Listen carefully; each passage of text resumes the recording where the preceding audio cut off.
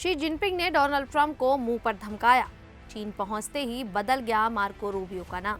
जंग के बीच नेतन्याहू का यूएई का सीक्रेट दौरा। मोहब्बत के चक्कर में मैक्रो को पड़ गया थप्पड़। दिल्ली में आज से शुरू ब्रिक्स देशों की बैठक। भारत की पहल का ईरान ने किया स्वागत। नमस्कार, मेरा नाम है शालिनी और आप देख रहे हैं द न्यूज़ 15। स्वागत है आपको हमारे खास प्रोग्राम दुनिया के हालचाल में। चलिए नजर डालते हैं इन बड़ी खबरों पर विस्तार से। चीन की राजधानी बीजिंग में इस समय दुनिया की सबसे अहम बैठकों में से एक चल रही है। अमेरिका के राष्ट्रपति डोनाल्ड ट्रंप और चीन के राष्ट्रपति शी जिनपिंग आमने सामने बैठे हैं। बीजिंग पहुंचने पर ट्रंप का भव्य स्वागत किया गया, जिसके बाद दोनों नेताओं के बीच कई महत्वपूर्ण मुद्दों पर बातचीत हुई। बैठक के दौरान दोनों नेताओं ने अमेरिका और चीन के रिश्तों को मजबूत बनाने की बात कही। शी जिनपिंग ने कहा कि दोनों देशों को दुश्मन नहीं बल्कि साझेदार बनकर काम करना चाहिए। उन्होंने ये भी कहा कि दुनिया की बड़ी समस्याओं का समाधान अमेरिका और चीन मिलकर निकाल सकते हैं। हालांकि बातचीत के दौरान ताइवान का मुद्दा सबसे बड़ा विषय बन गया। शी जिनपिंग ने ट्रंप को साफ चेतावनी देते हुए कहा कि अगर ताइवान के मामले को सही तरीके से नहीं संभाला गया तो दोनों देशों के बीच तनाव बढ़ सकता है। उन्होंने कहा कि ये मामला अमेरिका चीन रिश्तों को खतरनाक मोड़ तक पहुंचा सकता है। वहीं ट्रंप ने भी शी जिनपिंग की तारीफ करते हुए उन्हें महान नेता बताया। उन्होंने कहा कि शी जिनपिंग का दोस्त होना उनके लिए गर्व की बात है। वहीं अमेरिका के विदेश मंत्री मार्को रूबियो भी अपने इसी चीनी दौरे को लेकर काफी चर्चा में हैं। राष्ट्रपति डोनाल्ड ट्रंप के साथ जब वो बीजिंग पहुंचे तो एक दिलचस्प बात सामने आई। चीन में उन्हें मार्को रूबियो नहीं बल्कि मार्को लू के नाम से एंट्री दी गई। असल में चीन ने कई साल पहले मार्को रूबियो पर प्रतिबंध लगा दिया था। जब वो अमेरिकी सीनेटर थे तब उन्होंने चीन में उइगर मुसलमानों के साथ कथित व्यवहार और हांगकांग की स्वायत्तता को लेकर चीन की आलोचना की थी। इससे नाराज होकर चीन ने उन पर बैन लगा दिया था। अब जब वो विदेश मंत्री बनकर ट्रंप के साथ चीन पहुंचे तो दोनों देशों ने एक नया तरीका निकाला। मीडिया रिपोर्ट्स के अनुसार चीन ने उनके नाम की स्पेलिंग बदल दी। रूबियो की जगह लू शब्द इस्तेमाल किया गया ताकि तकनीकी रूप से उनका प्रवेश संभव हो सके। ये खबर सामने आने के बाद सोशल मीडिया पर लोग मजेदार प्रतिक्रियाएं दे रहे हैं। वहीं रूबियो की एक तस्वीर भी वायरल हो रही है जिसमें उनका ट्रैकसूट वेनेजुएला के राष्ट्रपति मादुरो के पुराने लुक जैसा बताया जा रहा है। वहीं बेंजामिन नेतन्याहू और संयुक्त अरब अमीरात को लेकर इस समय बड़ा विवाद चल रहा है। इजराइल के प्रधानमंत्री कार्यालय ने दावा किया कि नेतन्याहू ने गुप्त रूप से यूएई का दौरा किया और वहां राष्ट्रपति मोहम्मद बिन जायद अल नायान से मुलाकात की। इजराइल ने कहा कि इस बैठक से दोनों देशों के रिश्तों में नई मजबूती आई है, लेकिन यूएई ने तुरंत इस दावे को खारिज कर दिया और कहा कि ऐसा कोई दौरा नहीं हुआ। इसी बीच अब्बास अराक्ची ने इजराइल पर तीखा हमला बोला। उन्होंने कहा कि ईरान की सुरक्षा एजेंसियों को पहले से ही ऐसी गतिविधियों की जानकारी थी। अराक्ची ने चेतावनी दी कि इजराइल के साथ मिलकर ईरान के खिलाफ काम करने वालों को सख्त जवाब दिया जाएगा। दूसरी तरफ दक्षिणी लेबनान में इजराइल के हमले जारी हैं, जिनमें कम से कम 12 लोगों की मौत हुई है। इससे क्षेत्र में तनाव और ज्यादा बढ़ गया है।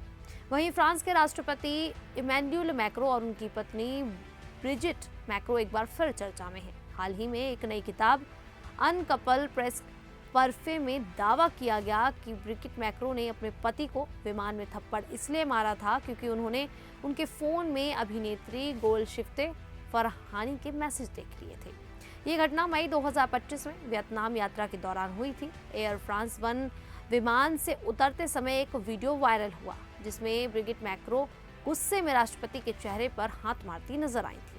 उस समय फ्रांस के राष्ट्रपति कार्यालय ने इसे मजाक बताया था, लेकिन फ्रांसीसी पत्रकार फ्लोरियन तारदीफ की किताब ने दावा किया गया है कि मैक्रो और गोल्डशिफ्ते फरहानी के बीच कई महीनों से फ्लर्टी मैसेज चल रही थी। बताया गया कि मैक्रो ने अभिनेत्री को तुम बहुत सुंदर लगती हो जैसे मैसेज भेजे थे। हालांकि किताब में कहा गया है कि रिश्ता सिर्फ दोस्ती तक सीमित था। ब्रिजिट मैक्रो और राष्ट्रपति कार्यालय ने इन सभी दावों को पूरी तरह से झूठा बताया है। फिलहाल इन आरोपों का कोई ठोस सबूत सामने नहीं आया है, लेकिन सोशल मीडिया पर ये मामला स्लैपगेट के नाम से तेजी से वायरल हो रहा है। इसी बीच भारत में ब्रिक्स देशों की बैठक होने जा रही है। 14-15 मई 2026 को नई दिल्ली में ब्रिक्स विदेश मंत्रियों की महत्वपूर्ण बैठक हो रही है, जिसकी अध्यक्षता विदेश मंत्री डॉक्टर एस जयशंकर कर रहे हैं। भारत 2026 में ब्रिक्स की अध्यक्षता संभाल रहा है। इस बैठक में ब्रिक्स सदस्य देशों और पार्टनर देशों के विदेश मंत्री व प्रतिनिधि भाग ले रहे हैं। बैठक में जयशंकर ने कहा कि दुनिया इस समय बड़े बदलावों और चुनौतियों के दौर से गुजर रही है। कई देशों में युद्ध और तनाव बढ़ रहे हैं, आर्थिक स्थिति कमजोर हो रही है, व्यापार, तकनीक और जलवायु परिवर्तन जैसी समस्याएं पूरी दुनिया को प्रभावित कर रही हैं। ऐसे समय में दुनिया की उम्मीदें ब्रिक्स जैसे समूहों से बढ़ गई हैं। उन्होंने कहा कि ब्रिक्स देशों ने अब तक 80 से ज्यादा बैठकें की हैं और सभी सदस्य देशों ने सक्रिय भागीदारी निभाई है। ब्रिक्स विकासशील और उभरती अर्थव्यवस्थाओं का मजबूती देने वाला मंच बन रहा है। कई देश आज ऊर्जा, खाद्य पदार्थ, उर्वरक, स्वास्थ्य सेवाओं और वित्तीय सहायता की समस्याओं से जूझ रहे हैं। जयशंकर ने कहा कि ब्रिक्स देशों को मिलकर इन चुनौतियों का समाधान निकालना चाहिए। उन्होंने विश्वसनीय सप्लाई चेन, नए बाजारों की जरूरत पर जोर दिया। हाल के संघर्षों ने साबित कर दिया है कि बातचीत और कूटनीति ही समस्याओं का सबसे अच्छा रास्ता है। आतंकवाद के खिलाफ सभी देशों को एकजुट होकर काम करना होगा। ये बैठक वैश्विक सहयोग, बहुपक्षीय सुधार और आगामी ब्रिक्स शिखर सम्मेलन की तैयारी पर फोकस कर रही है। वहीं ईरान के राजनयिक और कानूनी विशेषज्ञ काजिम गरीबाबादी ने कहा कि पश्चिम एशिया में शांति बनाए रखने के लिए भारत जैसी बड़ी ताकतों की किसी भी पहल का ईरान स्वागत करेगा। उन्होंने ये बयान नई दिल्ली में पत्रकारों से बातचीत के दौरान दिया। गरीबाबादी ने कहा कि भारत हमेशा शांति और स्थिरता का समर्थन करता रहा है और ईरान भारत की कोशिशों को सकारात्मक नजर से देखता है। उन्होंने बताया कि ईरान हॉर्मुज स्ट्रेट से गुजरने वाले व्यापारिक जहाज़ों के लिए नया सेवा और भुगतान आधारित सिस्टम तैयार कर रहा है।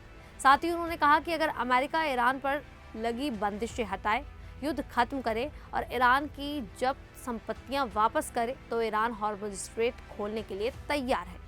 गरीबाबादी ने ब्रिक्स देशों के भीतर मतभेदों का भी जिक्र किया। उन्होंने कहा कि एक सदस्य देश ईरान की निंदा करने पर जोर दे रहा है, जिससे ब्रिक्स की एकजुट राय बनना मुश्किल हो रही है। हालांकि उन्होंने भारत की भूमिका की तारीफ करते हुए कहा कि भारत ने ब्रिक्स अध्यक्ष के रूप में निष्पक्ष रवैया अपनाया है। उन्होंने ये भी कहा कि ईरान चाबहार पोर्ट परियोजना के लिए पूरी तरह प्रतिबद्ध है और भारत के साथ सहयोग जारी रखना चाहता है। खैर, ईरान ने जिस तरह से भारत की तारीफ की है, इसको लेकर आप लोगों की क्या राय है, आप हमें कमेंट करके ज़रूर बताएं। अभी के लिए इतना ही, फिर हाजिर होंगे ऐसी ही देश और दुनिया से जुड़ी बड़ी खबरों के साथ।